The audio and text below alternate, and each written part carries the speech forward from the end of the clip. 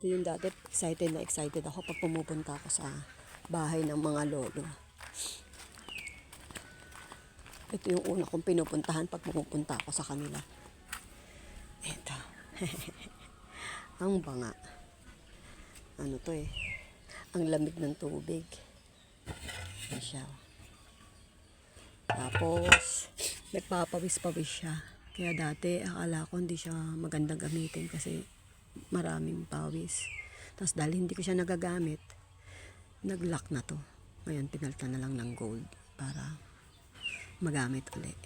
At yun, sa African or in Chinese pala, talagang ginagamit nila yung mga pawis na to para makapagdilig pa din eh. Binabaon sila sa halaman, yung mga earthen pan para maging pandilig.